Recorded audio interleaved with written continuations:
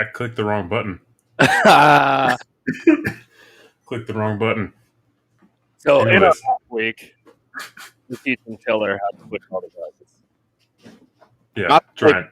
Just the buttons. So it's it'll be all right. We're gonna figure this out. His is so much shorter than ours, dude. I know. That's as soon as I clicked on it, I realized I'd clicked the wrong one because you can't really see the preview in the deal. But we're getting there. It'll all work out. You got to learn how to push the button sometime, man. Yep, I should have played around back here before. Well, let's see what happens when I click this button. Oh, do we not have one of the fancy ones for the bottom anymore? What do you mean? Go into the I think it's the middle tab. Tab? What are you talking about? On the right where it says graphics, captions. Oh, captions. And chat. Yeah. We're going to get through this. Oh, dang. We got it, everybody. Figured it out. Anyways, so yeah, now that we're slowly figuring this out, we'll just start off with our first sponsor read here for old Bro Taco hot sauce. Somebody got a brand new Bro Taco delivered today, yeah? I got a big one. Big one. Yeah.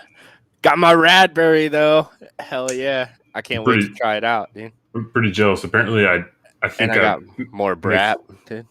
Oh, yeah, Brat. I still got 4 bottles of that I haven't opened yet. I realized the day when you got yours, I think I mixed up my mailing address and my billing address for him. And so it got sent to my mailing address or my billing address. So I got to go pick that up this week. So just don't rub it in about how good that Radberry is. Yeah. Yeah. That's UPS messed up though. But Sean is a great dude and is making it work. Yeah. Dude, when I opened up the box though, all I smelled was avocados and serranos. And, like it exploded inside of the box. And like I love the smell of that sauce. So it worked out great. But the only 2 bottles of avocado that I had both exploded. I don't know how they managed to do that, but they did it. UPS is good. FedEx is good. They're all good for that stuff. You know, it happens sometimes. But anyways, so long story short, go over to brotacofoods.com. Check him out. Check out this new. He's got what I think I saw an Instagram post yesterday, like 30-something bottles of the new limited edition. Maybe coming back next year during raspberry season. Radberry sauce. He had 38 about lunchtime, my time, East Coast time. 38. Yeah. So go jump on that. Use that code PTTG for 20% off. Support our man Sean over there is making some rad hot sauce. And then up next we got Sunstar Sprockets and Chains. I don't know, Doug, you wanna give any special shout outs to Sunstar? Are you that nervous, man? No. I mean, Sunstar. What is there to say about it? Chris Kiefer over at Kiefer Testing says it is one of the longest lasting aluminums that he has ever ridden on. Also got the Z Sprocket. This thing right here. They don't come shiny. I spent way too much time in my garage bored one night and decided to shine it up. I think it looks good on the camera though. But it's sunstar-braking.com. Use code PTTG30 during checkout to get 30% off your order. If you have any troubles, you can email me, doug.carrick@us.sunstar.com, or hit me up at support@sunstar-braking.com. Both of them come to me. So either way, you're talking to me. Talking to Doug all the time. Yeah, my bad. See, look, sorry to all you folks that don't want to talk to me. Well, everybody should want to talk to you. I mean, I agree, but... Yeah. You know more about those changes than anybody else. So, speaking of that, coming in probably around the beginning of the year, all the chains I've been working on to update throughout this year, they're finally being mass produced right now as we speak. So we got upgraded chains to put up with all the more and more power that these bikes keep putting out. So like our off-road chains are getting better. Our just road racing chains are getting better. Our like our mini bikes and our standard non-sealed off-road chains are like our race chains. Those are both getting better. So should Getting be better, getting stronger, lasting longer. Yeah, that's Can't remember if that was a chain ad or something else. I mean, it could have been. I don't know. I can hire you on as our marketing guy if you really want to. You can just sit there and come up with stuff like that. But you have to talk in front of a camera, dude, and do like Practice. reads, just like this one. So we'll get Takes used to it, man. practice. Yeah, you'll get Who it, would've man. thought? We have Just faith in you. We have faith. Just for all the times that Doug makes it sound like he can't handle technology, there's clearly a lot of buttons back here that I did not know about he handles quite well. I have no idea what you're talking about. Anyways, so now I that we're set the done bar low, so when I mess up, I can just be like, "I'm stupid. I can't help it." You know? I warned you that I did not know how to push these buttons. that was my high school career. There are a lot of buttons on the backside that you have to push to try to make it look seamless. And it is that is why I want a stream deck, dude, so I can just be like boop boop boop boop right in front of me. Make it look like a DJ on the desk. Ricka. Before we get sidetracked in sponsor land, we'll go on to check us out at power2theground.com. Come over there and check us out. See what Jesse's doing with the website. Check out Pick'ems is over there. That's coming back this weekend with the resumption of our outdoor rounds on the final 5 rounds of the season. So you can come out there and play with us. I know Jesse's got some stuff in the works for an updated version of Pick'ems, and then over there he's got what's the launch of the Jug Club? September 11th. September 11th. So come check us out. Check that out. I think he's still got some of the lifetime memberships available over there. I haven't checked in and inquired about that yet, but I'm sure he'll let us know how many are left on there. So yeah, come over there, check us out, communicate with us there. There's a link to our Discord and all of our other social media on Power to the Ground. I definitely forgot to sign up for the lifetime member, even though I was literally the first Jug Club member, like the OG Jug Club. Fuck, that's what I was going to do. Sorry, I didn't mean to swear. That's the way my brain works, though. I was going to wear my original Jug Club shirt today. I guess I'll have to wear it next week. You guys are going to have to remind me. Next week. Yeah. It'll be there.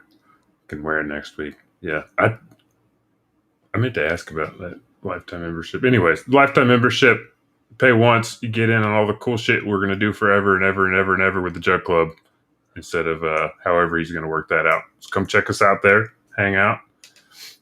And then, of course, last but most importantly, not least by any means, Nova Pro Media.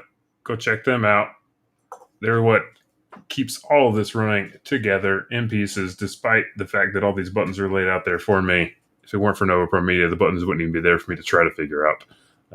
So go check them out for all of your media needs, website building, email newsletters, all the good fun stuff. Go check that out over there. Support them. What did we decide the website was? NovaProMedia. NovaPro.media. NovaPro.media. Even shorter, even better. Hey, hit my screen real quick, dude. Oh. Check this out. Boom. Yeah. Look at that. This is Jesse building up the old website. So you just come up here. We got all the juggies. We got Pick'em Pros, Juggy Video, Juggy Live. Juggy, dude, this looks like Iron Man.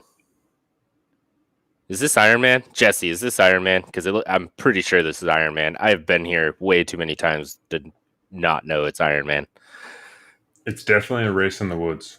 Yes, this is where you're going to race the GS next year, dude.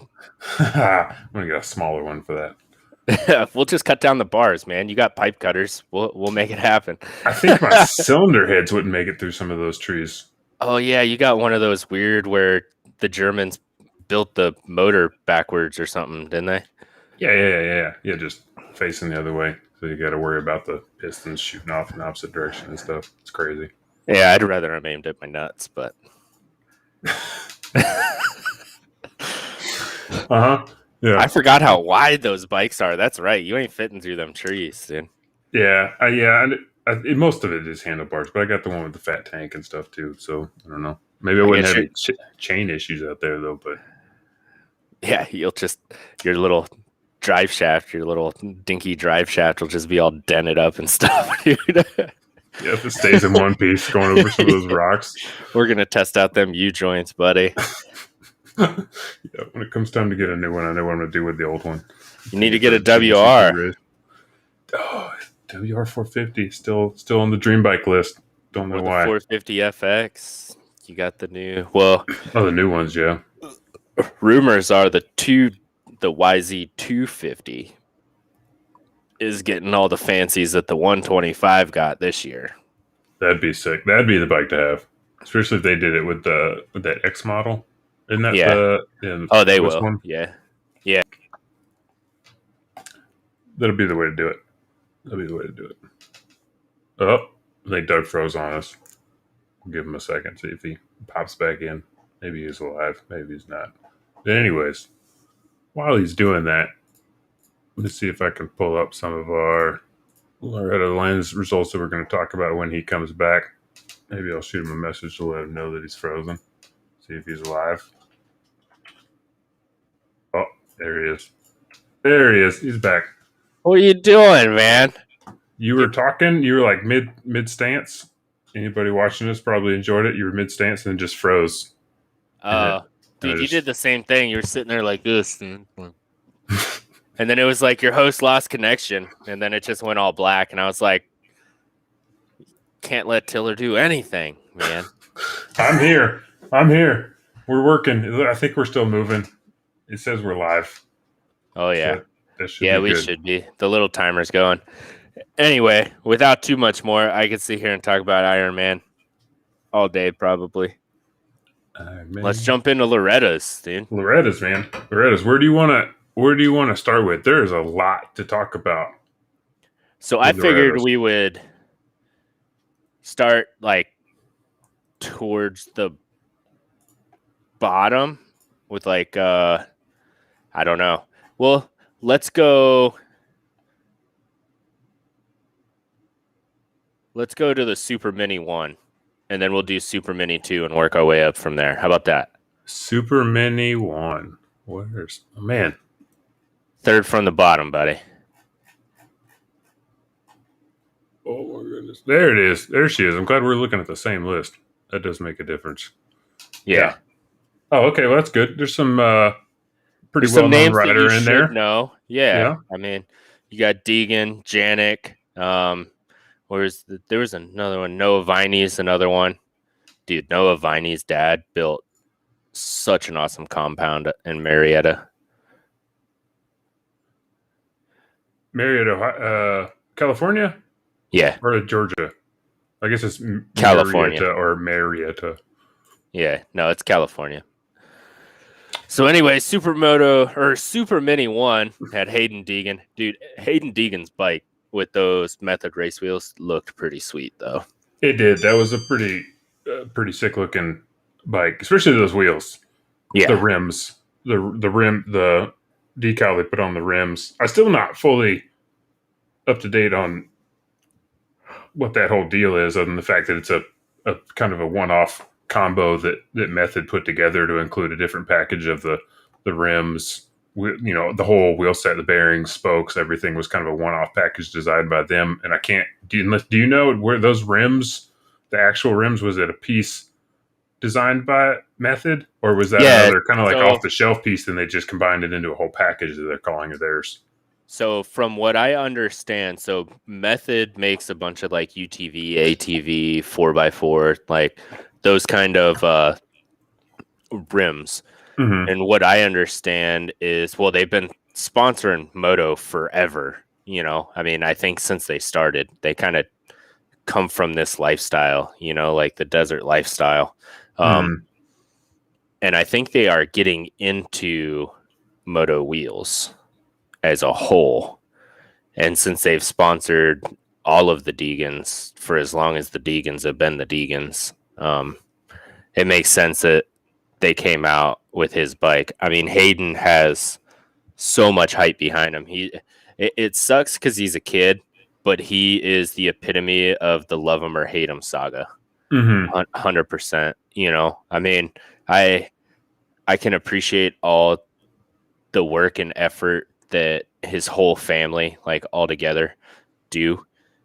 I feel indifferent about the kid, like as his total racecraft. I mean, he's still on super minis. We'll see when he gets up to like 125s or 250s or something like that. You know, kind of start judging him that way. But what they have done for the sport in general is made it almost social media mainstream, and it's really cool to see. And I'm stoked that they're doing this, you know, just as a whole for the sport, you know, and motorsports in general, you know, whether it be Pro 4s, Pro 2s, stock cars, trucks. Yeah, I mean, super minis, 65s, freestyles, free riding, like, don't matter, man. They're in it, dude, and they're in it 100%, and they push it. So that is probably why Method chose to debut their Moto rim with them. Yeah. I watched a cool interview today with that Anton did for Swap Moto on YouTube today with Brian, and it was actually really cool. Because I mean, I'm not gonna lie, sometimes I get a little turned off by their personality. That's just not me. Nothing wrong with it, but sometimes I don't jive with it, and I don't get excited about jumping in and watching their videos and stuff. But the interview that he did with Brian was just real chill and just talking through the whole thing, you know, why he was still on Super Mini this year, why he didn't go up to 125, just the whole thing. And he was just really chill about it, and then talking about, you know, what he's wanting to do in the sport and helping out and everything. It was actually really cool, at least for me, to jump in there and see that kind of stuff. Yeah. Well, just listen to him talk about it that way. Cause like I said, sometimes I just get kind of like, Deegan's, you know, that's just not my personality. But they, and if you haven't watched it, go check it out. It's pretty cool. Just him talking about why he's got Hayden, on the 125 this year, what his whole plan was, laid it out, and then talking about their, you know, involvement with the sport, trying to bring in sponsors and everything. It's pretty good little interview. Not too long. If you want to throw up my screen, I can show you kind of what I found. So they're calling it a project right now. And I'm guessing they're calling it the proto, for prototype. But they already named it the R1M. And they have this whole thing. So it looks like it's definitely going to come to market. I don't see why it wouldn't. It does look like it is manufactured at least for Method. They're running somebody else's hub. Looks like a Hahn or a Kite hub, and Bulldog spokes. So if you know your wheel tech, they're look like they're A, gonna be expensive, but B, they're gonna be nice. They're gonna be pretty strong. Hayden did tear one up this weekend when him and Janet got together when they jumped. It did rip all the spokes out of the rear wheel, but I don't care what rear wheel you're running. If you get a foot peg in your spokes, it's gone. So it's but I mean, it looks pretty cool. It looks like they're doing some giveaways and stuff too. So not that I know anything about that stuff. I was just got through it, but that's the bike. I mean, dude, if they came out with those colors, I have a feeling the KTM guys would definitely buy them up. That's a sweet looking wheel. But I think that's part of what I got confused about at first, is because some of the sources, when they were,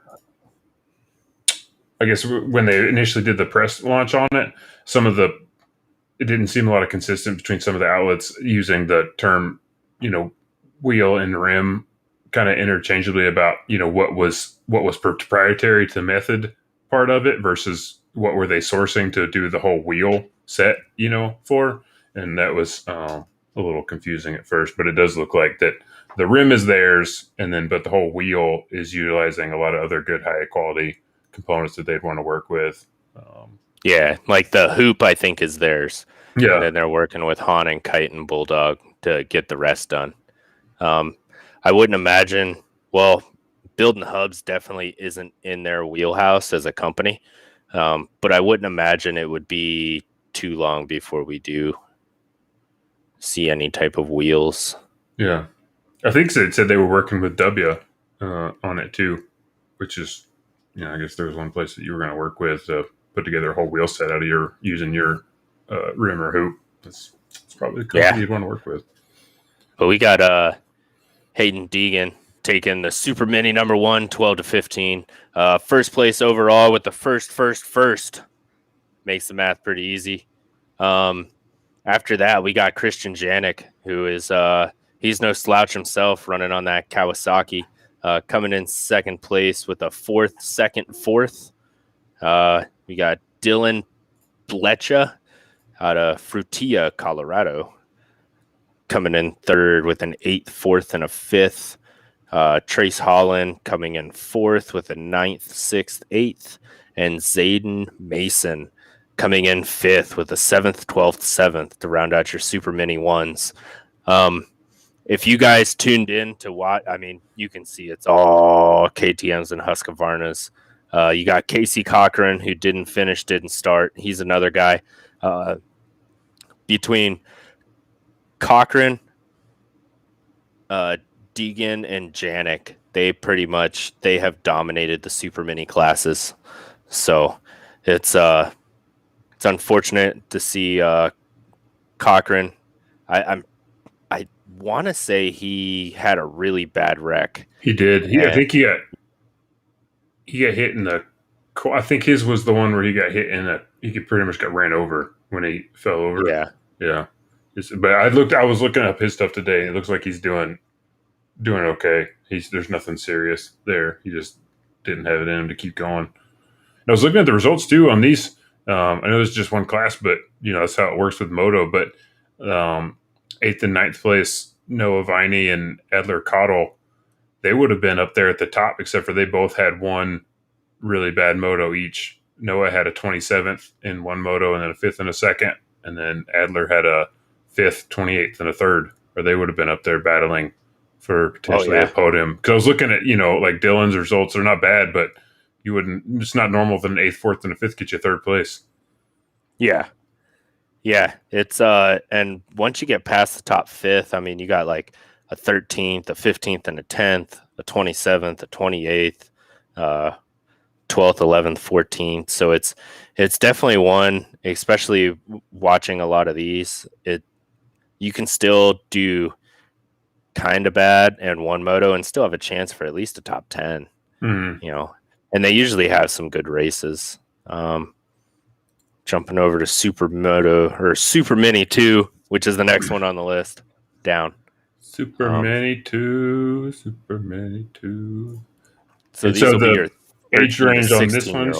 Yeah, so the difference is just the age range, right?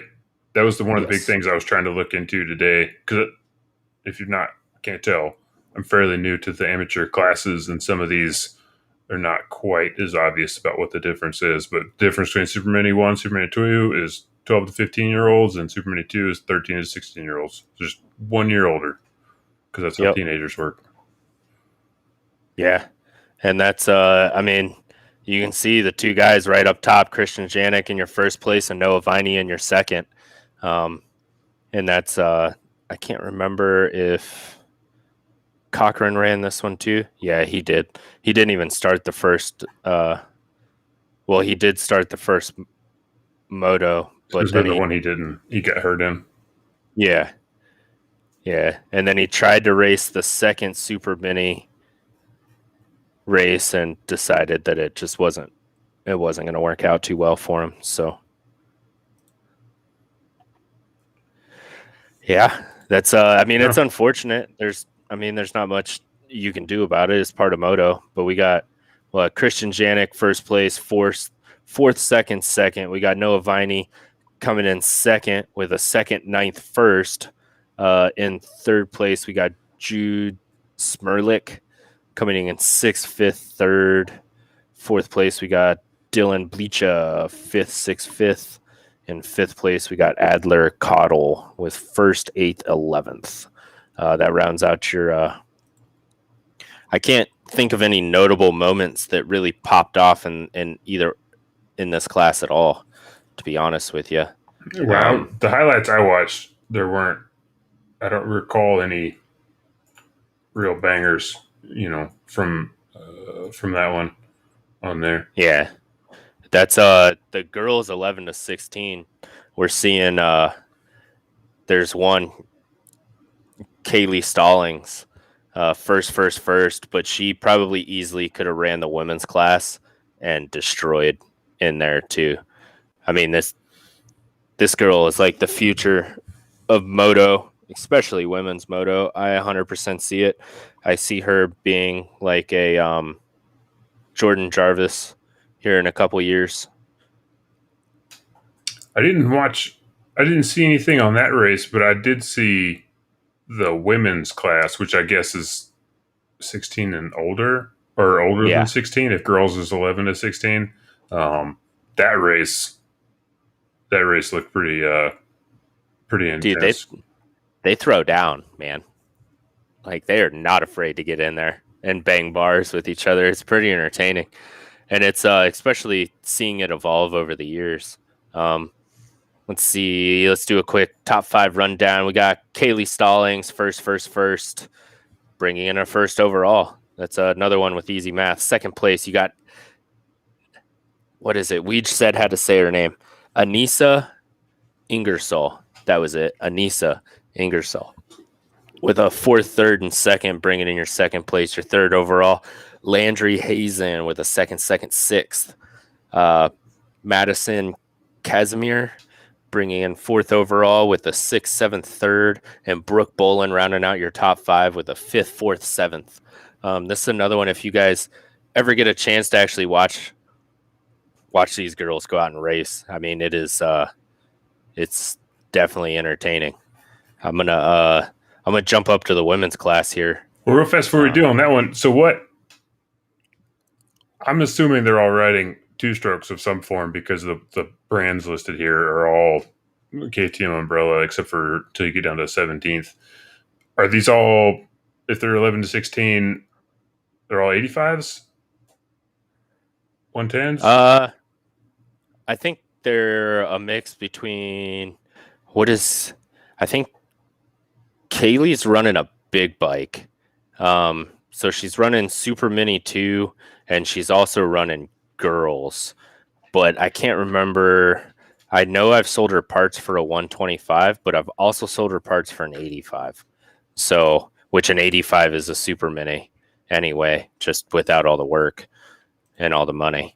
So I'm not sure what she was actually racing. I pulled up. I was trying to pull up a real kind of in-depth class differentiator before we started, just because, like I said, I'm admittedly not super familiar with all these, and it looks like for the girls 11 to 16, they could do a 79 to 112 cc 2-stroke or a 75 to 150 cc 4-stroke.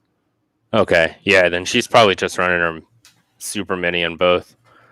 I want to say she's 16 though, so she will be running the women's class next.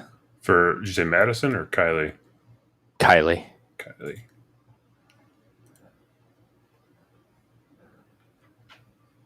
Oh yeah, she raced in the Super Mini too. Yeah. So don't give a shit. Race the boys. Yeah, I mean, she pretty much has ever since I've known who she is. She's not afraid to get in there and bang it up, man. And that's she's young too, so I definitely see her. I definitely see her being like the next Jordan Jarvis, making races and stuff like that with the big boys. But that's jumping up to the women if you're ready. Yeah. You ready? All right. We got Sophia Phelps in first place with a second first. Taylor Allred second place overall with the first, third, second. Wow, she was all over that podium. Oh yeah. We got Katie Benson in third place with a fourth, second, fourth place overall. Hannah Hodges. That's probably a name most people might remember. I don't think she's related to like Axel Hodges, but she has definitely made a name for herself racing throughout the years. So some of you might be familiar with her. She came in fourth place overall with a third, sixth, third. Fifth place is Corey Steed with a fifth, sixth. Yeah, the last moto of this race, I watched a good bit of it today, and that those top 3 to 5, all of them were just going back and forth, and it wasn't really decided until the last lap or so. It was pretty exciting. Oh yeah, and that's one name that you don't see in there is old Jordan Jarvis. I don't think she ran this past week. Oh, hey, she still technically could, even though she's been racing at the pros. She's not been scoring any points, so she could still race these, couldn't she? Yeah. Same with Levi Kitchen. That dude showed up, raced Ross Hugel, turned around, and oh yeah, because even then they've got that. Yeah, for him, they've got the 3 motos worth of points now. Yeah. You want to let's jump up to Schoolboy. I'm just kind of picking these off based on popularity, if that makes sense. Yeah, I mean, there's too many classes to go over all of them, but some of them matter more than most. So that's jumping up to Schoolboy 1. There'll be some names in here that you might recognize if you're from around the block at all. Schoolboy 1, 12 to 17 BC class. First place, you got Little Red Dog, Evan Ferry. First, second.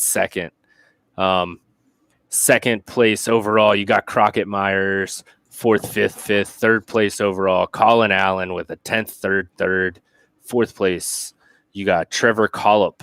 Fifth, seventh, and fifth place, you got Mark Phoenix, who that 19th place in that first moto hurt him because he pretty much took Evan Ferry to school, which is you don't see it that much. And then another notable name that some people might recognize is Logan Best, who got a 6th place overall. Yeah, his name's been out there. Oh yeah. Trying to look through to see if there was any other ones either. I want to say there was something like 850 bikes or something like that. So Schoolboy 2, 12 to 17, we got first place overall, Caden Braswell, 5th, second, first.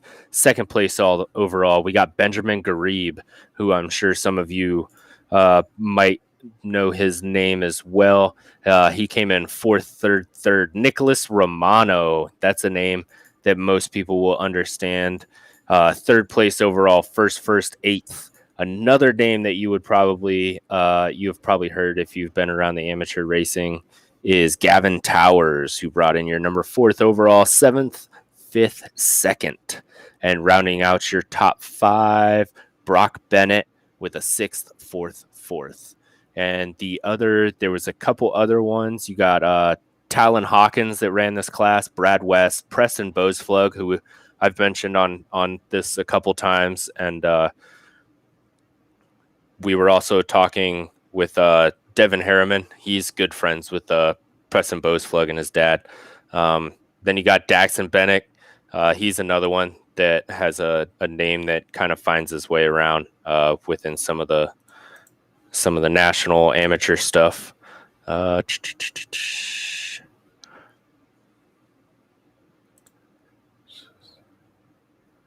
then the difference between Schoolboy 1 and Schoolboy 2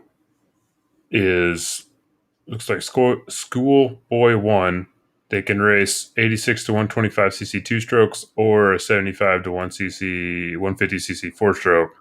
There's a restriction on wheel sizes, but Schoolboy 2, purely just a cc, a displacement restriction of 122 to 250.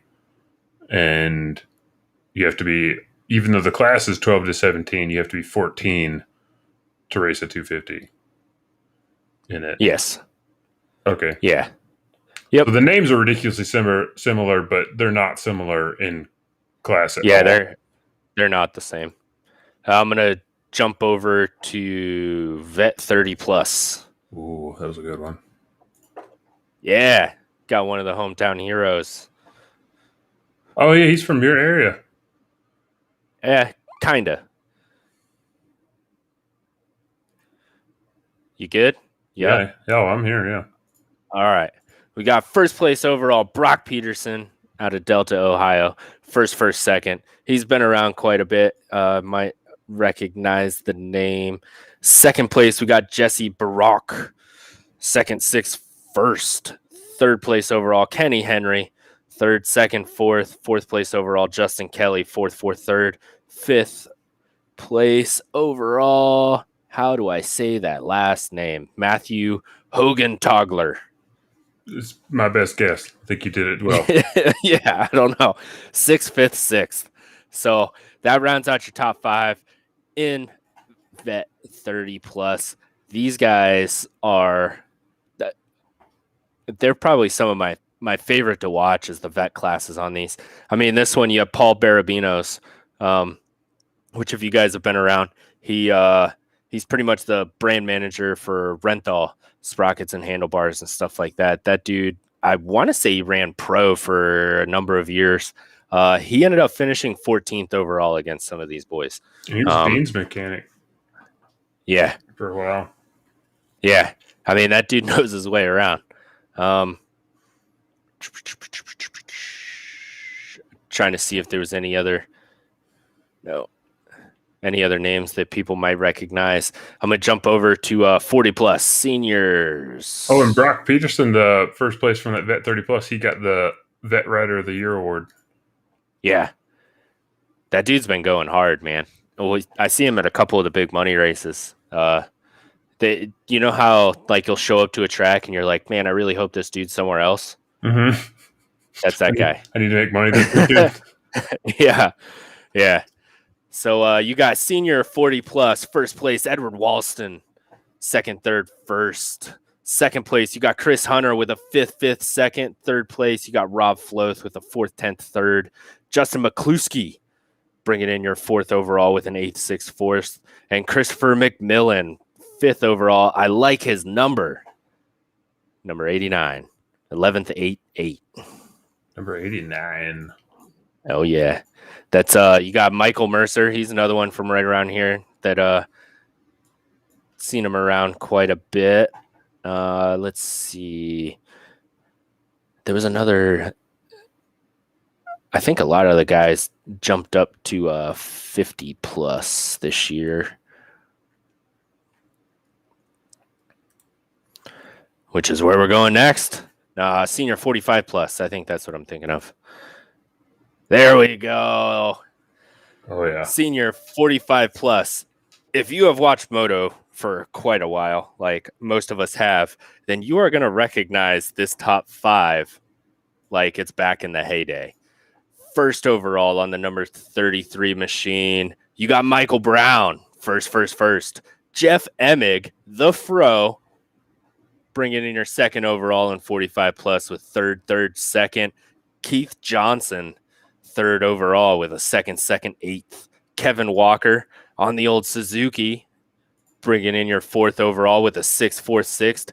Barry Karsten, who is he's like 79 years old at this point, brings in your 5th overall with a 5th, 6th, 7th. Like, you probably recognize his name, Corey Karsten. He races in the Pro Nationals now. He qualifies for quite a few of them, but he has been around forever. I'm pretty sure Barry Karsten raced against the Hurricane back in the day. You got age would check out. Yeah, I'm pretty sure that's 10th place overall on the old number 22, the 1986 CR250. You got Ryan Hughes with a 4th, 23rd, 3rd. He did run into some bike trouble this weekend, though. Not surprising. Running that machine. But he made it look easy. Not even gonna lie, he made it riding that bike on that track look easy against all these. I think most of them are plenty on of 4 comparison strokes. too. Yeah. With him being literally on the track at the exact same time with other guys. Oh yeah. It was easy to see back to back, the way his bike, the suspension reacted. I was telling somebody the other day, just seeing that bike next to some of those other ones, just the front fork mounts on the wheels Oh yeah. on that bike made me nauseous watching it. It's just like besides some of those other bikes when he was just launching some shit on it. That was unbelievable. So the weird thing is like, so we're so used to seeing upside down forks now that when you go back to a traditional fork, it looks weird, but the traditional forks actually react a lot better on a rough track like that is with so many people racing on it than an upside down fork because it doesn't flex as much. Mm-hmm. The upside down forks, like when they're compressing and hitting bumps, they deflect a lot. So they're doing like one of these, but on the flip side, when it gets really ruddy, like what we saw, the upside down forks, you're losing like an inch and a half on either side to be able to get through the ruts a little easier. Yeah. So it's kind of a give and take. That and some of like the softer bumps are definitely react, like the bikes with the upside down forks react a lot better across. Just like your point of impact, instead of having that slight deflection to kind of get over it, like instead of doing one of these to get over it, which if you've been riding for a while, you don't even notice anymore. It always just wants to go like up and down through the plane, for every bump. So it does look a little weird when you're watching it and you're like, how did that guy go across that bump and the bike barely reacted? And then Rhino goes across that bump and it looks like the front end came up and slapped the handlebars, Mm-hmm. But it's just the way that they're designed, it's that getting into all that super weird technical stuff is, that's what I love about moto, but it was definitely interesting to see. That's for sure. Oh, another thing, I don't think I went over it. Michael Brown raced in the 25 plus class this week too. And he placed 4th in the junior 25 plus. Oh, did he? Yeah. And I think he's over 50. He did. Man. That'll put you in your place, yeah? Yeah. But you also race against Mike Brown, dude. So, like, can you really be that sad if Mike Brown shows up and beats you? No. Like, you can't be sad. You can only be happy that you beat him. But, like, if you're like, oh, shit, I got second, like, and they're like, well, who beat you? And you're like, Mike Brown. And they're like, oh, like. I can take that. I'll roll with it. Yeah. Okay. Jumping up to the Masters 50 plus. Now, these guys had some great races all weekend. You had Keith Johnson coming in your first overall with the second. Jeff Emig, second place, second. Another thing, Jeff Emig was running the new Husqvarna 150cc two-stroke. Mm-hmm. It's so funny how different that two-stroke sounded than even Rhino's 250 or any. It was just like when you see them on the track side by side, it's like those are clearly two strokes, but it's just about the same difference as a two-stroke to a four-stroke. If you're talking about within that, it was crazy. I forgot what those sounded like. The fun part is if you guys ever jump on YouTube and go back and watch some of these, watch like the 45 plus classes were great, but watch the corner speed difference between like Emig on his 150 versus some of the guys that were on the 4 strokes. It's not a super fair comparison to say Barry Carson, but I know Barry runs a 450 RM Z 450. The corner speed that Emig carried on that 150, which goes back to what Koda was telling us when he got to test out the orange version of that bike. He goes, it is so nimble and so quick through the turns. It's like almost spooky, which, the Fro definitely, he put that on notice this weekend. His corner speed was phenomenal. So we got the Fro coming in second place overall. Third place overall, we got Barry Carson with a third, fourth. Fourth place, Billy Fosnock with a seventh, fifth, third. And in fifth place, we got Kurt Nickel with a fourth, sixth, fifth. Trying to think of who else we had in this class that was notable.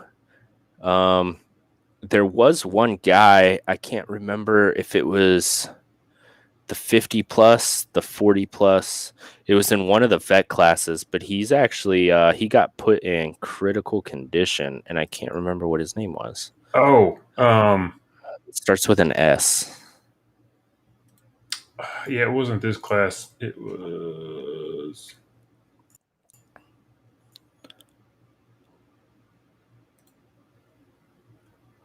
Trying to remember what it was. He had a pretty long last name. He'd been racing for a while too. Yeah, he's from up in the Northeast, up towards. Yeah, he was not doing well. They've already got a road to recovery deal set up for him and everything.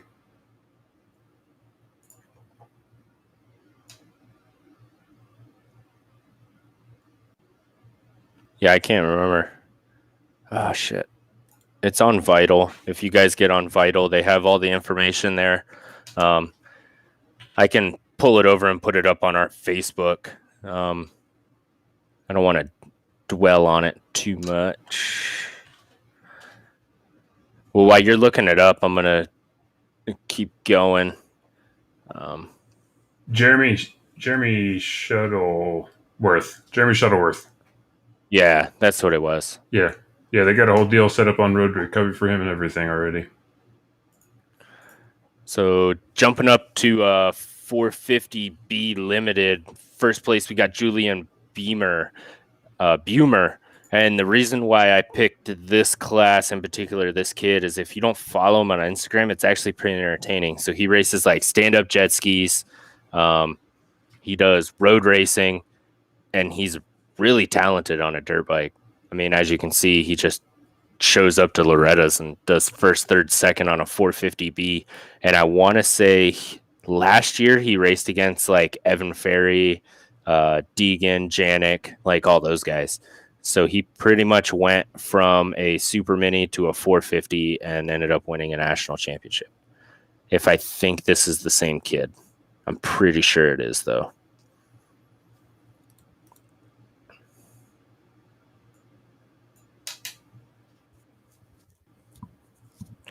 I think it is. I can't remember, though. I could be completely wrong. But those races weren't bad. 450B. 250B. I think it is, though.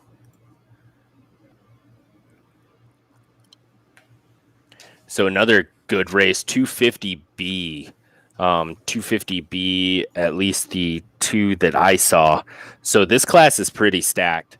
In your top 8, you have pretty much the who's who of who's coming up through the ranks right now.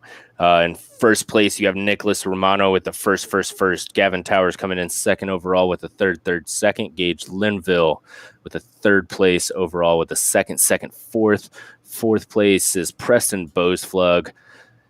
Fifth, fourth, third, and fifth place, Talon Hawkins with a 10th, fifth. And then we also in this class, we have the Marcelo Luderico, who he's pretty good. Not super heard of unless you're on the West Coast. He's out of Paris, California. Brock Bennett is another one. Bakersfield.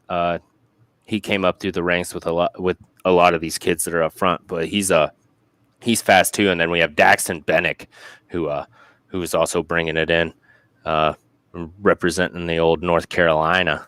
Mm-hmm. And then jump over to 250 Pro Sport. So 250 Pro Sport, this is a name that you will all pretty much recognize. First overall, Levi Kitchen. Third, first, second. Second place, Chance Hymas. Seventh, second, first. Preston Kilroy bringing out your top 3 with a first, fifth, fourth.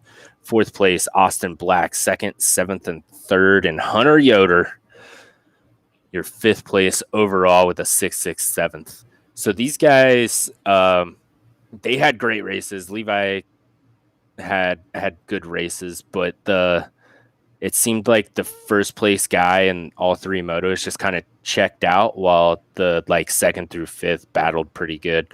There was definitely some good battles going on. You got guys like Jack Chambers that races this. Some of you guys might recognize his name. But really that top 5, man, that is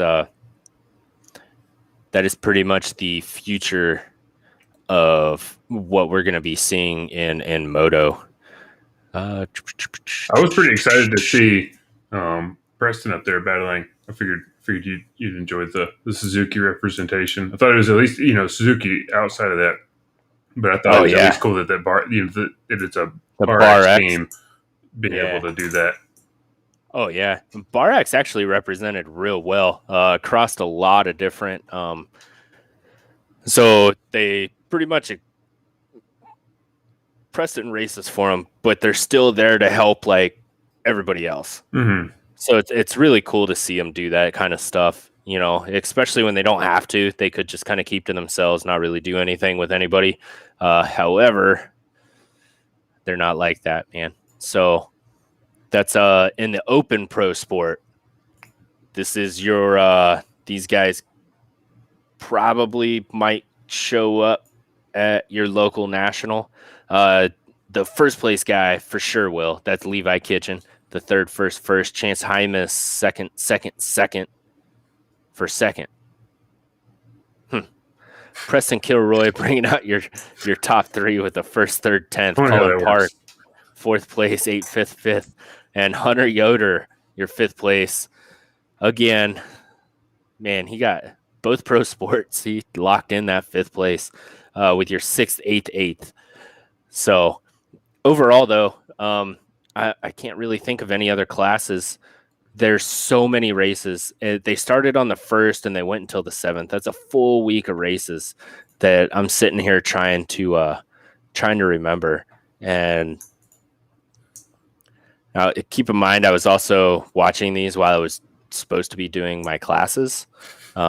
So yeah, I did not get to watch hardly or any of them live, so I was just spending all day today and yesterday trying to watch reviews and look over the results that were published and everything. And I do remember all of the 250 pro sport and the open pro sport races looked really entertaining. Not just because of the names involved, but just the races were good. And then this list I'm looking at again, the differences between the open pro sport and the 250 pro sport is it looks like the 250 pro sport is capped at 250 cc's and the open pro sport is not. And that might be the biggest differences. Do you know any other difference between the two? Like, why would they? I'm sure they built these classes with different intentions in mind, but the way it looks like they're getting used now seems kind of pointless if it's just the same guys on the same bikes. I'm not sure. I was looking up Michael's question. I had heard about it, but I forgot his name. It's a Swedish guy, Maddie Jorgensen, who won the first 450B moto, only to be later disqualified because he's only 15, which is too young by AMA rules for a kid to race a 450. Oh, I forgot about that. Yeah, because that was a semi joke moment just because of the fact that he waited till the second one for him to get found out. Yeah, but he also ran 250B limited, and he did pretty well in that class. So, yeah, Maddie Jorgensen. He did I recognize that name from somewhere. Yeah, I think he was on the top, wasn't he? Mm-hmm. He won near the top. Yeah. Yeah, 15 years old, goes out there and whoops on the 450B guys. So, what are you gonna do? Not much you can do on it. Get faster, I guess. Yeah. But so we got that. Overall, though, I mean, it was great racing, man. That's usually during this, I'll have my phone playing it, my work computer playing it on one of the screens, and I got live timing set up somewhere, and I'm just sitting here watching them all. This and Minios, all week long, I'll do nothing but stream. I'll come home, it's on my TV, go pick up my kids and come back, and we're all sitting there watching it before we eat dinner.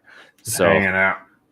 Yeah, but it is a lot of races. I mean, you figure, is there like 32 classes or something like that, and each one of them has 3 motos. So yeah, it was nonstop. It's a lot to keep up on. See, and then we got and then overall, Levi Kitchen brought home the Nikki Hayden Amateur Horizon Award, and then Nick Romano, also in Star Yamaha, got the Amateur Rider of the Year award. Speaking of Nick Romano, did you see his third moto for, I think it was 250s? Which 250? He had to come in. I can't remember which class. He had to come in 5th place to get first overall. He got a horrible start and dropped the bike, came back from 23rd to 5th place, dropped the bike on the last lap and crossed the line in 10th. But I can't remember what class it was in. I felt so bad for him. And he was riding like crazy during that. Oh, yeah. Well, no, he won all 3 of the 250B ones. I don't know which one that was. I think Levi Kitchen had a moment, too, where he went down at the beginning of one of his motos and was real far back and then made a ridiculous charge towards the front in one of his motos. I don't remember which one it was. I can't remember. I wish I remembered what class this was in. 8th in Schoolboy 2. He finished maybe that's what it was. Yeah. He only raced 2 this year. He raced 250B and Schoolboy 2. And the third moto of Schoolboy 2, he finished. That's 8th. What it was. Yeah.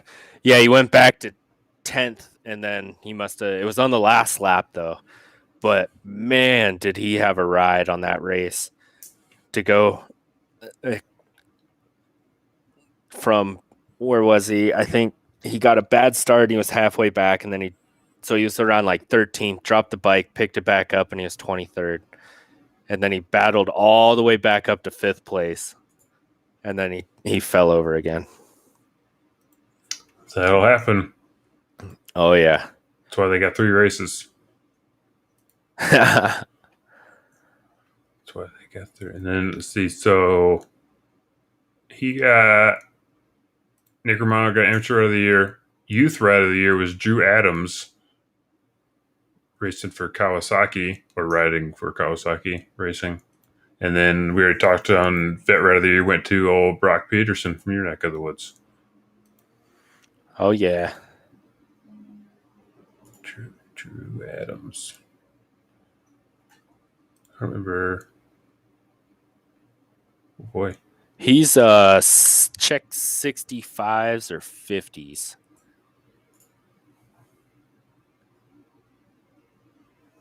It's not shaft drive. I know that. Maybe he's in 85s. I can't keep up. He's a kid, young kid, real young. Oh, yeah, I'm looking at the picture of him. He's a tiny little man. There he is. Yeah. There he is. What's he run? 85. So he got first in the 85cc 10 to 12-year-old class, and then mini senior 1, 12 to 14. So he must be 12 years old. He got third, second. Yeah. That's what it was. It's a happy little kid. Look at him smiling. Yeah. I would be too if I was Team Green at that age, man.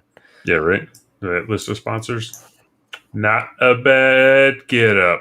Not a bad get up at all. Oh, yeah. I don't have there wasn't much else. Who was it? McElrath went to Moto Concepts, or went from Moto. From. Yeah, he's from. Well, his contract was up anyways. He was done. That was all he had. But now he is riding on Rocky Mountain KTM. And I believe they kind of confirmed it that Savachi's not coming back. and Bogle too for some reason. Both. Well, Bogle scrambled his eggs so many times. That's Yeah, I he mean, did, but he's done a lot better this past year than I expected him to after all those egg scrambling yeah. incidents. But yeah, I'm pretty sure I saw that Savachi and Bogle are not coming back, which was kind of sad to see for Bogle because he made such a huge move to go down to Florida. Just get everything right for that team. So hopefully he doesn't have to move again for wherever he's going to be. But not 100% sure about Savachi not being there. But I do remember being kind of upset when I think I read that because I was really excited for what Savachi had been doing. But I don't know. We'll see. We'll see what Shane can get together on this year when he finally came out and raced some Supercross 1 or 2 races this year Well, before his back flared up again. He did pretty good. To come off the couch like that, but well, not off the couch. He was training, but to jump back in the middle of the season for Supercross. But we'll see how he does back on a KTM team again. and he's running a 450, which is good. Mm-hmm. Yeah, so we'll see how that works out for him. Yeah, it was kind of funny when they did that announcement because it was just a real obvious crappy Photoshop job they did of Shane's face and number over the bike. Like they put Shane's face on Joey's body and put Shane's number on Joey's bike. Just a complete reuse of a photo they had out there, and it's not even like one they had in archives that they hadn't put out in a press release or anything. It was a clearly Joey Svachi picture, and they just put Shane's face on it. It looked so bad. It like something. Yeah, I'm looking at it now. Yeah, I don't see where they're saying anybody's not coming back right now, but that doesn't mean that it's not. They also signed an amateur 250 kid that raced at Loretta's, and I can't remember his name, but that's they signed him as well. So I don't know what the plans are for that team, man. They're really the only ones that have been like, "Yep, this is happening." So. We're pretty sure Tomac is going blue. AP is probably going to go get ruined by Roger DeCoster. Oh,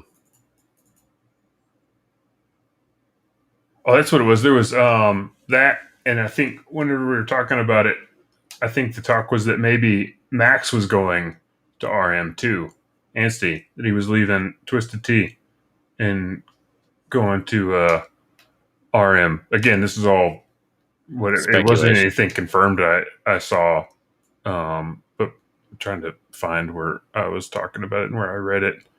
Yeah,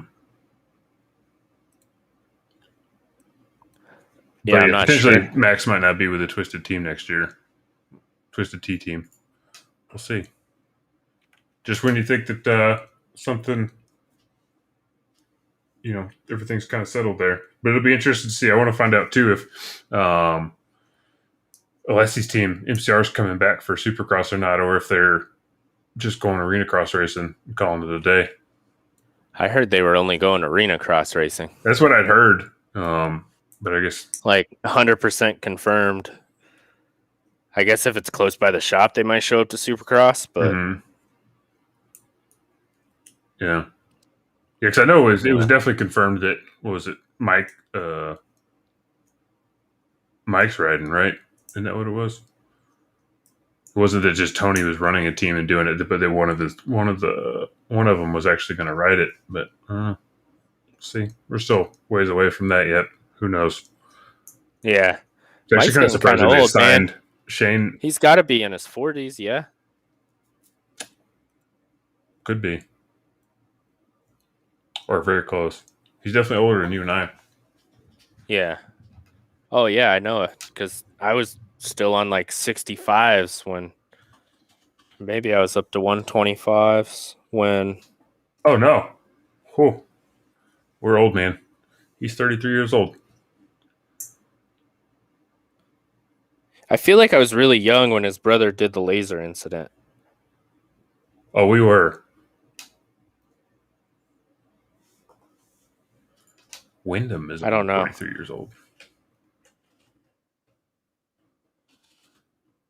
So I don't think him and Jeff had too many overlapping years in pros. And I always thought Jeff was the younger brother. Maybe it is Mike. I can't remember. That was kind of a flash in the pan, though, to be honest with you. Yeah. Of course, Mike Lessie has internet, or he's on the internet everywhere, but Jeff, not so much. Yeah. I'm not sure. What else do we got going on? Let's see. So we got the last 5 rounds starting this weekend. 1, 2, 3, 4, 5, all in a row. You ready for it? Bring it on. I mean, I guess. It's gonna feel like a flash, and then all of a sudden it's over. Oh, dang. Oh, no, that's Mike. Dude, Mike is only a day younger than me. Or a day older than me. Huh. Look at you guys, birthday buddies. Let's just send him a card. Yay. Send him a card. Let's see. What do we got? So next round coming up, Unadilla this weekend on the 14th, followed by Budds Creek, followed by Ironman on the 28th, followed by Fox Raceway at Paula, and then the last round is Hangtown. So far, things could be changing in that realm with the California rounds. It wouldn't surprise me if they do. We'll just have to see how that goes. Jeff is a year younger than Mike. Oh, yeah. See, I would have figured Jeff was the much older one, but I guess it's just because he didn't have as much of a career as Mike did, so it seemed like he was kind of in and out, or out first because he was old. But he just didn't keep racing. Or racing the big classes, at least. Yeah, I don't know. I don't have much else, man. Everybody's been. Huh? What was that? Wayne's saying he's going to be racing Ironman. Ironman, like amateur days or the GNCC? Because they're both coming up here pretty quick. When's the GNCC compared to the outdoor round? Is it before or after? I think it's in October. I want to say that does sound about right when you were telling me about it the other day. Yeah, October 23rd and 24th. And Ironman is the 28th. Yeah. Promoto, the pro national. Anything? Wayne, are you going to have a first-person camera view for us running the amateur days? I'd imagine you will. 29th, day after, so it'll be that Sunday. Yeah, so he's racing the amateur days. Nice. That'll be cool. Hopefully we can get some sweet video of that. Show what the track looks like on the next day. Hopefully it's good weather that weekend too. It's getting pretty rainy around here right now. It's that time of year. Yeah. Summer thunderstorms. Oh yeah. See what else was it? I also talked to Wayne on the phone the other day. He is collecting footage of folks using his mounts, Merrill's mounts. If you're not familiar with it, you can find it on YouTube as well as our Facebook page. I threw together a little tech tip with them. They're pretty sweet. But if you use one of his mounts, he's looking for some footage to throw together some marketing stuff. So if you have any, shoot it over to him. I just have a really sweet one of me hitting a tree and rolling my quad. That's really all I got. Every other time has been so damn muddy. I'm crazy to take a camera out. But, and then the only nice day, I decide to roll my quad over on top of me, which happens. But if you do use his mounts, or if you are interested in it, I think it's $40 for the mount, $18 for extra hardware, and they are pretty sweet. They mount up to pretty much everything. So check them out real quick. Let me actually see if I can pull that up. I can't remember where I posted it everywhere. I know I posted it a bunch of places.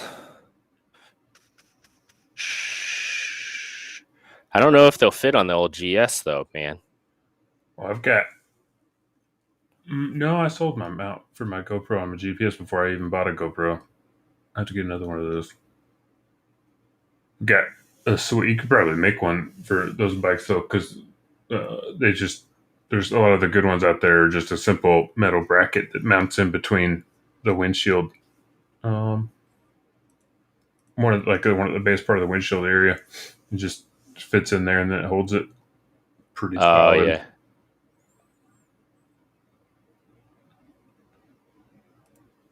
Should probably get one of those. Maybe get less wind noise being in that one spot instead of up at the front where my damn chin is and all the turbulence. Yeah, why don't you? You can try it out. It works good on the me and okay. I found it.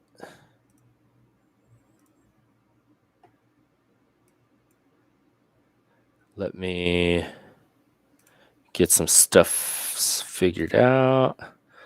I'm gonna share it real quick with the audios.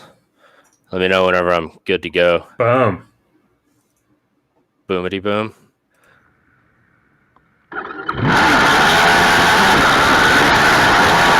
So this is just using a camera without motion suppression or whatever, but you can see it gives it pretty good. I mean, this track was destroyed. Ground people, we're here. What's that up there? Hey, weird. Before I cut my beard. Indiana. I met up with Wayne Merrill of Merrill's Mounts, and he's here to help solve the AMA GoPro problems. He's got some pretty trick shit. So let's go ahead and take a look real quick. If you could. Let's start with this one, man. Stock handlebars, stock risers. I built the bolts to be able to fit down to the riser, or if you have insets, like we've seen in a while, if you have some that are inset, they also will fit down inside of there.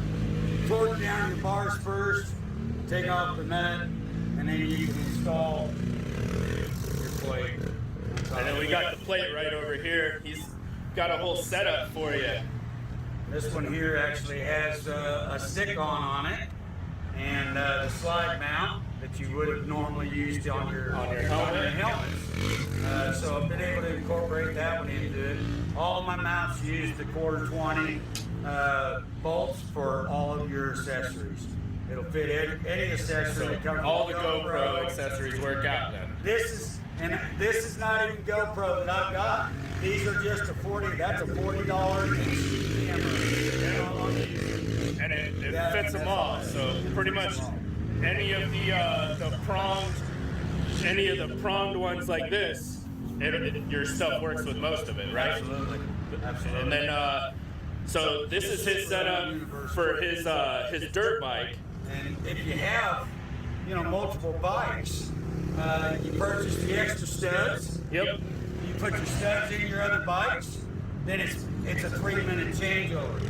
Unlock the nuts, go over, stick your plate on the next Stick the other one on. And then we're at a race, so it's loud. What we also did is we ran out here with my buddy Brandon. Weird. Running into me at a racetrack. Who would have thought, right? Right now. It's so Hey, it's Carter. It's muddy. So, and he's gonna try one out. So this one you made on the fly. Like as we're standing here in the rain on this trick race quad, man. So as you can see, Brandon's running the Hauser anti-vibe with some raunchy 360 clamps on the low flex bars. And Wayne here was able to engineer one of his mounts to be able to fit it. And I mean, it's clean. So out here, he's getting it done. He's trying to help us out, help out all of us that like to film our stuff. I'm not fast. Brandon's fast, but he still likes to film his stuff. I like filming my stuff because my kids like watching it.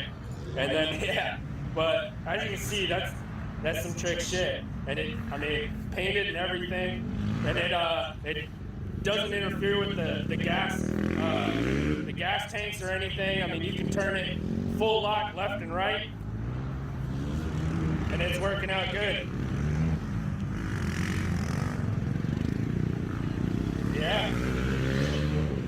So what do these go for, Wayne? How much? $40 complete with the studs, all the mounting hardware. So $40 complete with the studs, all the mounting hardware. How much for extra studs if guys want to run them on multiple bikes? 18 for the set.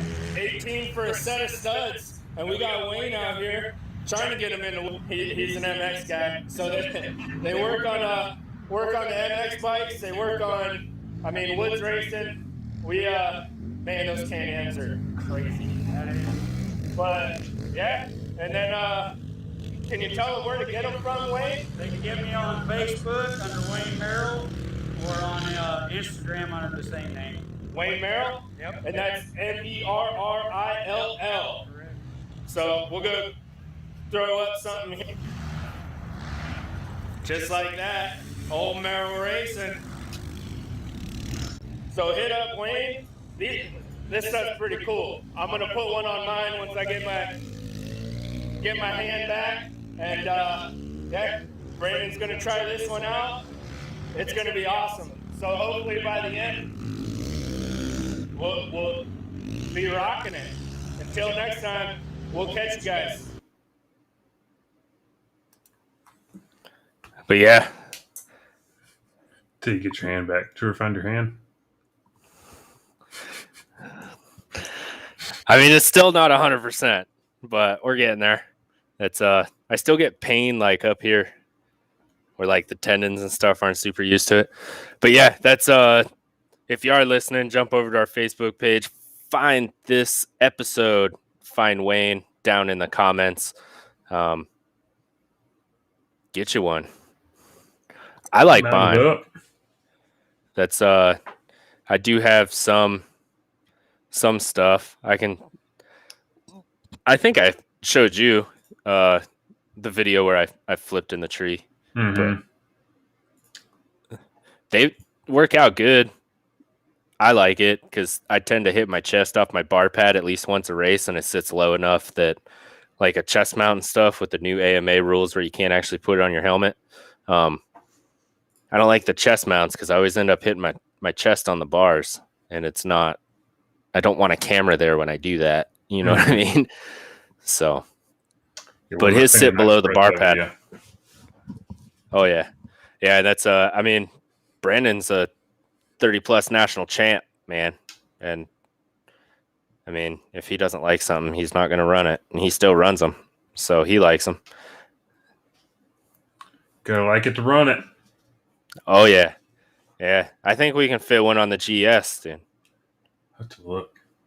We'll just have to cut a hole in that fancy windshield. Whoa. I'll just get I got a 4.5-inch battery-powered cutoff wheel, man. I don't have much of a windshield on mine. I'm so tall, I have to get rid of the windshield so there's not less like turbulence air from the top of a windshield. There's no windshield. The old buffer where it's like. Yeah, dude, it's hate rough. that, man. Yeah, if you listen to some of the last videos I made with that, it's nothing but just the worst wind noise ever. I sent you a bunch of music, man. I've been waiting to see the videos. I haven't seen them yet. When can the Power to the Ground folks expect to see these videos? That's what I should have done this weekend. And I was like, Saturday was the first day in a long time I've had a day where I was just like, what do I do with my hands? There's no races. I didn't know what to do for an afternoon. That's what I should have done. Throw down some. Could have came and rode mountain bikes with us, bro. Oh, I got my exercise on Sunday. Oh. But yeah, it's other than that, I mean, I don't have too much. Make sure you guys stay on Tiller, get those videos out. He went on this sweet like adventure ride vacation thing. I don't know what you call it. And adcation? I don't know. Adcation. Yeah. He went to this fancy place where they're like, only adventure bikes are allowed. And horses. That's kind of an odd mix, man. Yeah, but it works though. We have a good time. Right. Like, which steed shall I ride today? The one with lots of horsepower or 1 horsepower? Right. Yeah, see, look, see, check this out. See, those mounts are simple, right? I can get something like that made. I don't need to pay a lot of money for a mount like that. Talk to Wayne, man. He's That's pretty what I'm good. saying. That's what, if he's making those for he's effectively making that for dirt bikes. Yeah. It's all the same thing. I bet he could fab up a custom one for a GS with the right measurements. Well, he said he just commented, send me a pic of the bike and I might be able to make you something. Wayne said he's tired of your excuses, Tiller. We're all tired of the excuses. Right. We're all tired of it. What? That's yeah. What any crazy predictions going into the weekend No. for Unadilla? No. There's I think everything's kind of settled for what's probably going to happen, and I can't think of anything crazy. I just want to see the action. The only thing crazy that I can think of that might happen is AP pulling off a fucking W. That's really the only logical crazy that I can think of. I mean, it's right there. It's ready to happen. Oh yeah, it's his turn. It's his time. Sexton's got one now. I mean, everybody else up there's, been on the podium a lot. I mean, Tomac hasn't got an overall yet. He's probably the one that maybe would have been slightly more expected than AP, but yeah, it's AP's turn to put it together. Maybe these 2 weeks off, 2 weekends, 3 weeks off was enough for him to maybe figured one more thing out like Daytona. They had a little break before Daytona, and he comes out and figures something out of nowhere and tests it out and comes back swinging, and maybe that happens this time. He's just like, hey, man, we figured something out this week, and we're going to go here and it just worked. Yeah. Yeah. Kill it. I mean, that'd be great. That's really the only, except for completely off the wall thing that I can think of, I don't know. What about you? Man, I don't know. I don't want to see anything bad happen to either of the championship leaders, but going into this, I don't want to see, just for the sake of the championship, I don't want to see Dylan go 1-1, and I don't want to see Justin Cooper go 1-1. I want to leave it like something happens to where it's like, oh man, we're still on that edge. These next 4 races, something could play out. At least in both of them, 2nd through 4th, 2nd through 5th are still kind of grabbable for those guys, especially in 250s. More 3rd through 5th. I think you're a lot more likely to see Ferrandas go 1-1 than Coop, in my opinion. Mm-hmm. But well, I mean, that's the especially with Martin back. Yeah, especially how he did it Washougal, and then 3 more weeks to heal up too.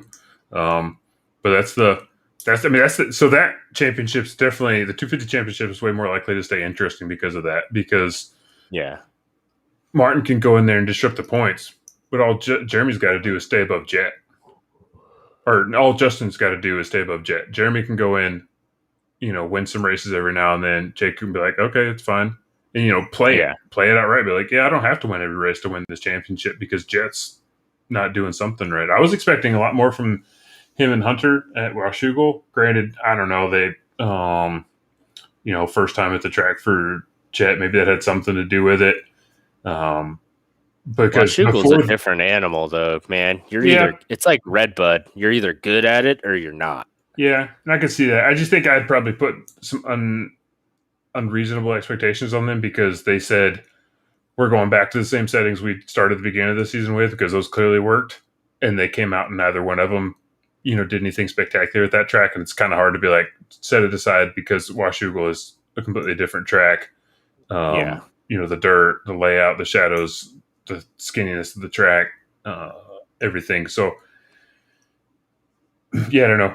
It'd be interesting to see maybe those settings they reverted back to one of the Lawrence brothers, both Lawrence brothers back up there battling for podiums each race again.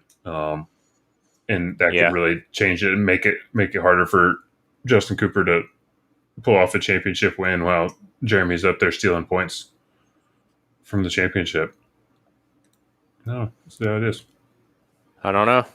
I'm excited to watch it. That's all we can do. I missed it. It was nice having MotoGP back this weekend. That was great after 5 weeks off from that. But I don't know if I'm going to get to see it. I leave for Boise at like 5 a.m. Sunday. So I might be kicking it with the kids. Yeah. I got to do salesman stuff, dude. So, and I'm going to be gone all next week. So you're going to have to remember the buttons, dude. Oh, I know the buttons now. I remember I see what they look like. We'll see next week. I know where they're at. We will see next week. We're going to have Jesse like completely remove his video so you don't play the wrong intro. You know? Oh, yeah. I didn't think about Jesse's being in there. Oh, well. Oh, yeah.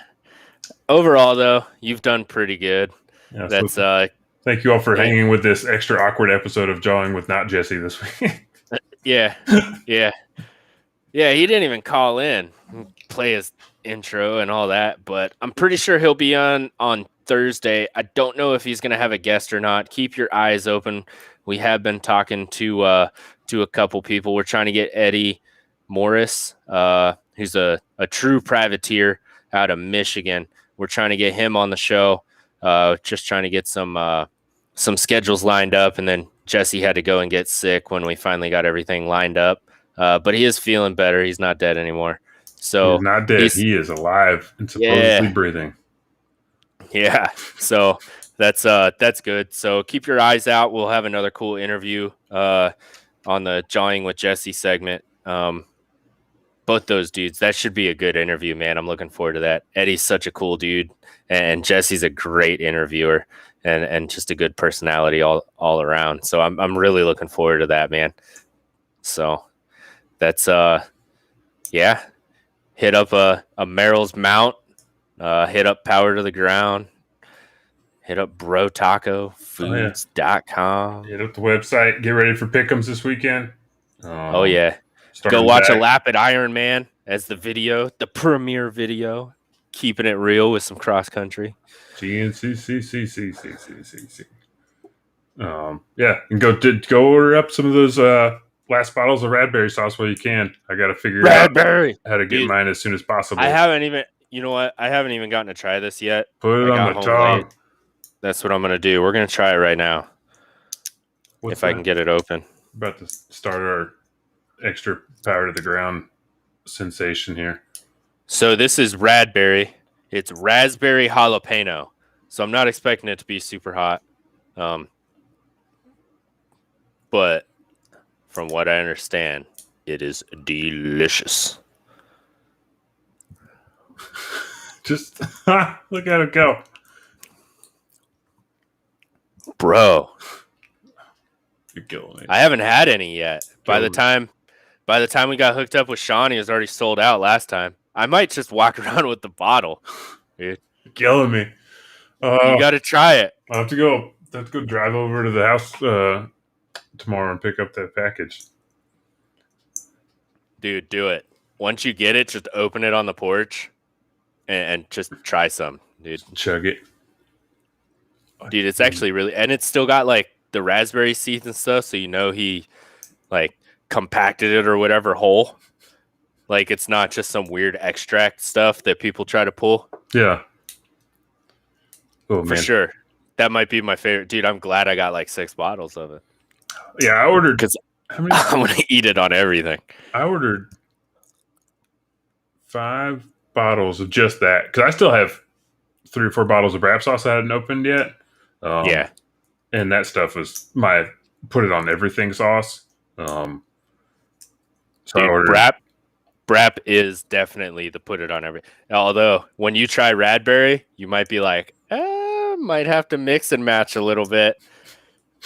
Dude, It's like, you can like taste the raspberry. And then, have you ever had the strawberry jalapeno rain energy drink that I was showing you? Yeah. So it's almost has like, you have like the sweet fruit taste, like in this case, the raspberries.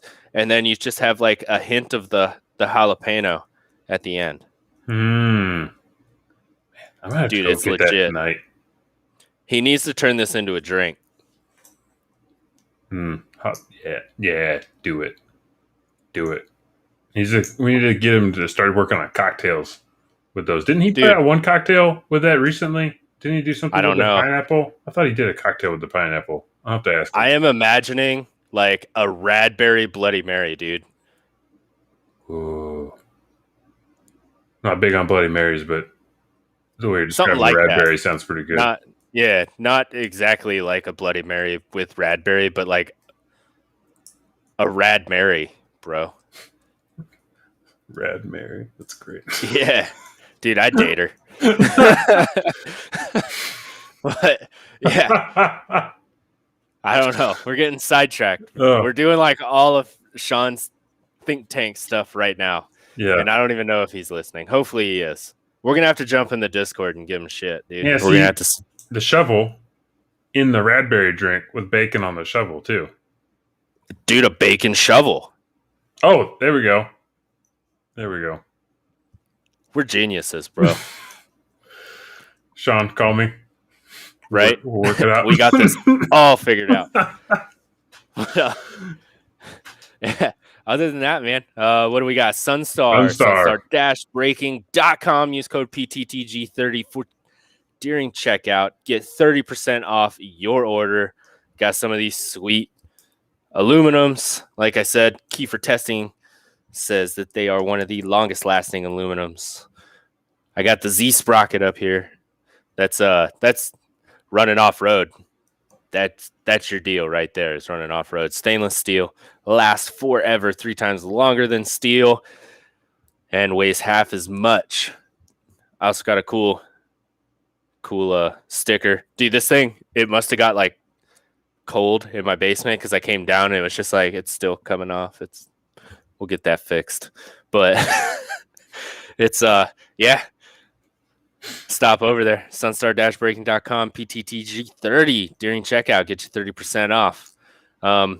Also, if you have any questions, feel free. You can either hit me up on the Sunstar_EA Instagram. I'm the one that runs that. Or you can do the support at sunstar-breaking.com or email me directly, doug.carrick@us.sunstar.com. So pretty much if you're trying to get a hold of Sunstar in North or South America, you're going to get me. So I'll be around. Like it or not. Right? Doug. Get to deal with Doug. Oh, yeah. But other than that, stop over to Power number 2, theground.com. Check out that sweet video. We showed you a little bit of it before. Don't forget to join the Jug Club. I think it's dropping on September 11th. The day of the final round. Day of the final round. I'm probably going to join it. I have a feeling I am already kind of a Jug Club for life. I mean, I did go from just listening on Spotify to actually being on the show to having my own kind of like area. Like I feel like I'm part of the Jug Club for life at this point, but I'm still going to join it because I want to.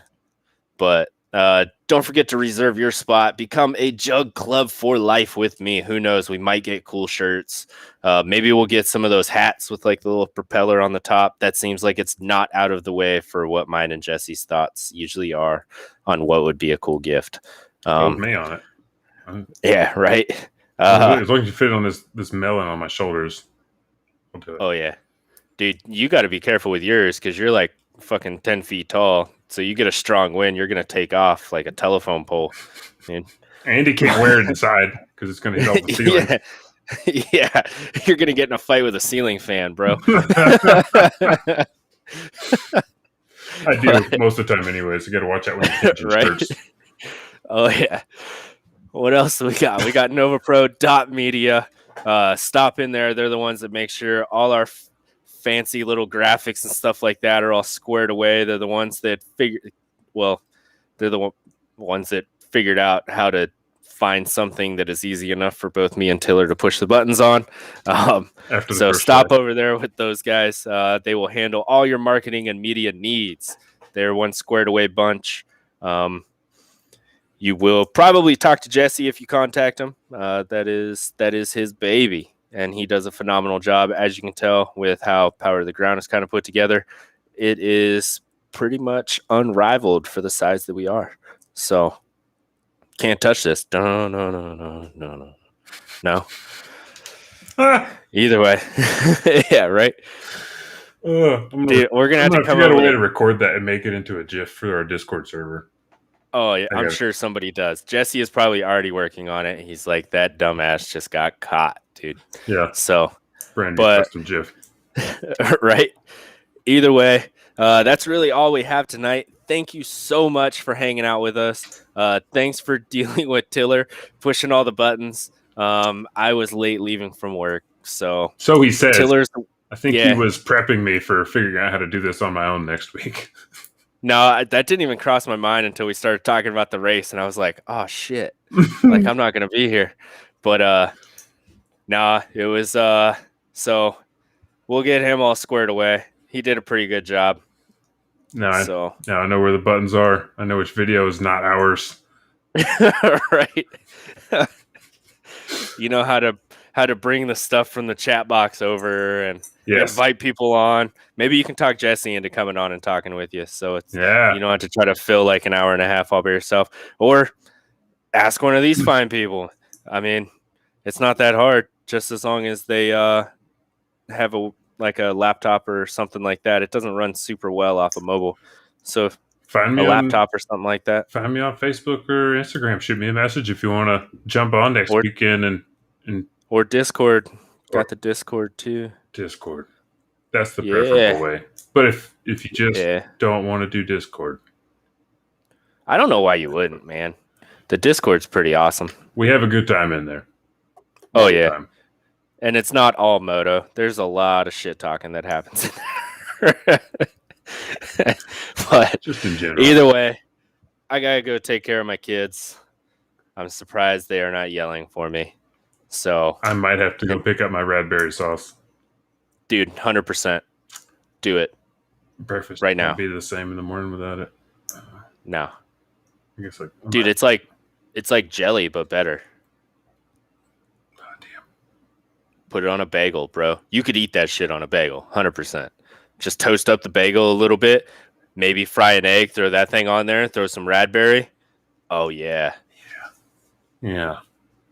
I'm already thinking about it. Dude, I am a professional fat kid. Like when it comes to making weird, just from the Discord, when it comes to making weird food, man, 100% in on it. I'll be like, what do I have in the fridge today? I wonder what kind of gourmet shit I can make with this. Like, all right. Figure it out. Oh, yeah. But until next time, folks, thanks for hanging out with us. Try to go over most of the Loretta stuff. If you haven't got a chance to check out some of the Loretta's races, or if you haven't ever seen them before, I strongly suggest that you check them out. All those racers go 110% of the time, all week. It is great racing. It definitely filled the void for me, although I am big into the amateur race scene. But either way, check it out. Until next time, peace. Peace out.